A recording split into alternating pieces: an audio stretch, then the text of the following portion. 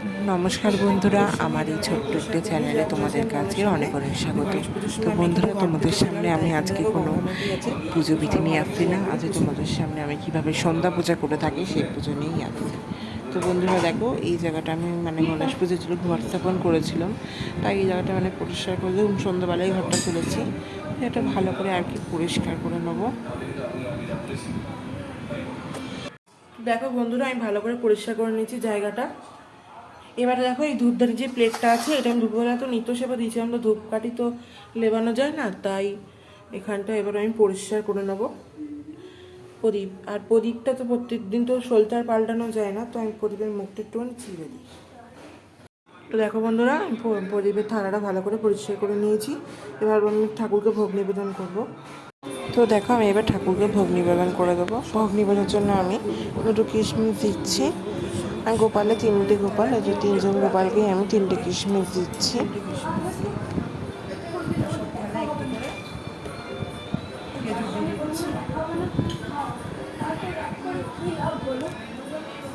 এবার আমি সবকটি পাত্রতে একটি করে খেজুর দিয়ে দিচ্ছি।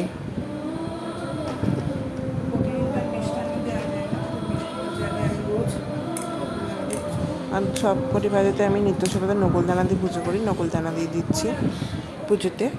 তো আমি নিত্য সেবাতে আমি আচমন করছি না, কারণ নিত্য সেবাতে আচমন করে কোনো দরকার হয় না। যখন বড় পুজো করলে আচমন করতে হয়, তাই আমি আচমনটা এখন কি আর করলাম না।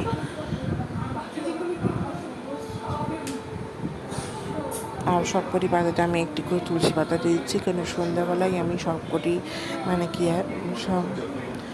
সব ঠাকুরকে কি ভোগ নিবেদন করি না, একটা একটা করে থালায় করেই দিই সব ঠাকুরকে। তো আমি এই পাশে একটি করে থালা দিয়ে দিলাম তুলসী পাতা দিয়ে, গোপালকেও ভোগ নিবেদন করে দিলাম। দেখো, আমি ঠাকুরকে ভোগ নিবেদন করে দিয়েছি।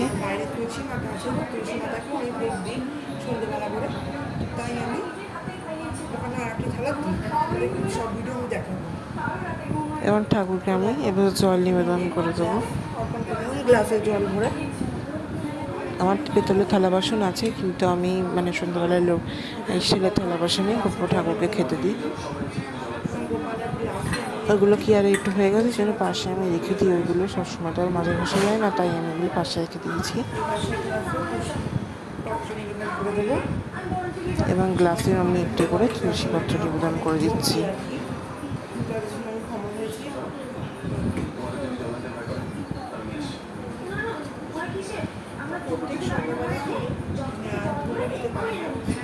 হ্যাঁ, তোমাদেরকে একটা কথা বলাই ভুলে গেছি, যে পুজো করে নেওয়ার আগেই আমি দেখো সব ঠাকুর শুনতে সবার সময় সন্ধ্যাবেলায় সব বাসি ফুলগুলোকে সরিয়ে দিই, দুপুরবেলা যে ফুলগুলো নিবেদন করি। এবং দশকর্মার দোকানে যে দেখছি ধূপকাঠিটা জ্বালালাম, তো প্রত্যেক সন্ধ্যাবেলা কি ধুনো দেওয়ার সম্ভব হয় না, তো ধুনো সুগন্ধে একটি গুগলের ধূপ এবং 10 টাকা করে দশকর্মার দোকানে পাওয়া যায় একটি ধূপ, সেই ধূপগুলো আমি কিনে এনে সন্ধ্যাবেলা করে নিত্য সবার সময় জ্বালাই। আর পাশে 2টি প্রদীপ আর একটি প্রদীপ স্টিলের আছে, প্রদীপটি আমি তুলসী তলায় দিই।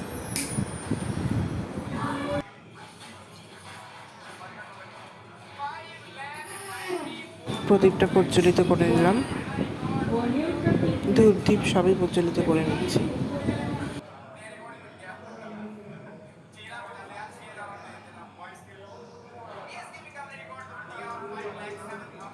ওগুলো ধূপটা প্রজ্বলিত করে নিচ্ছি একসাথে।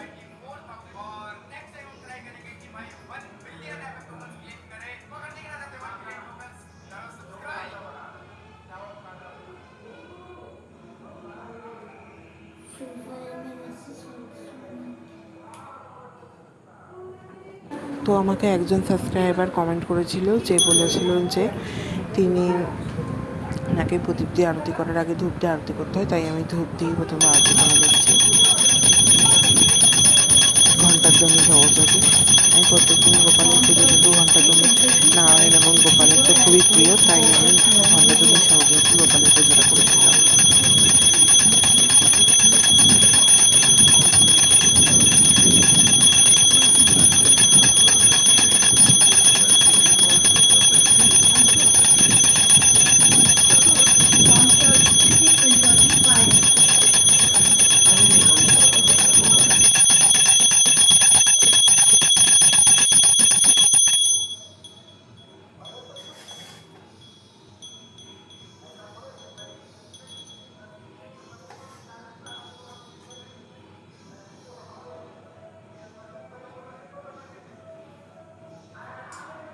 এবার ওগুলো দুধ দিয়ে আরতি করে নেবো।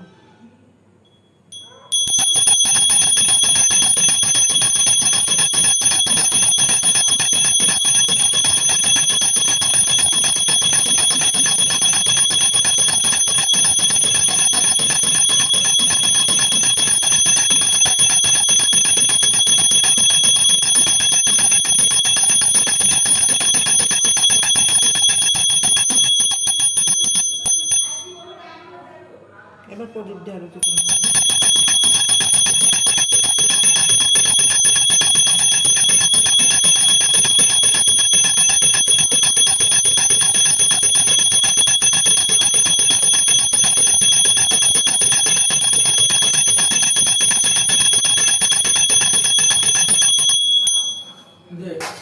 এবার বাইরে আমি তুলসীদানে প্রদীপ এবং ধূপ দেখিয়ে আসবো। শাক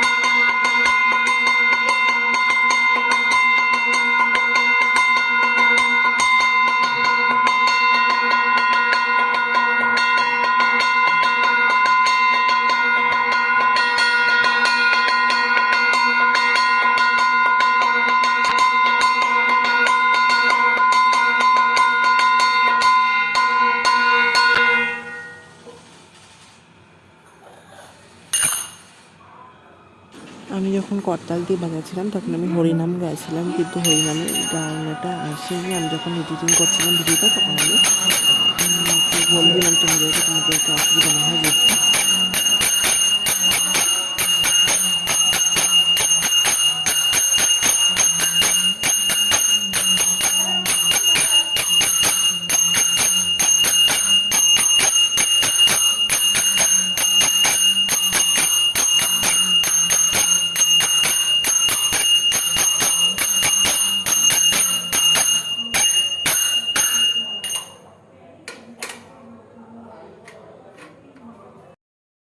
যদি আমার ভিডিওটা ভালো লাগে থাকলে লাইক শেয়ার কমেন্ট করে দিও, এবং যদি আমার চ্যানেল নতুন হয়ে থাকো তাহলে প্লিজ একটি সাবস্ক্রাইবার করে দিও, আর আমার পরিবারের সদস্য হয়ে যেও। কমেন্টে একদমই ভুলবে না এবং শেয়ার করতেও ভুলবে না। Thanks for watching.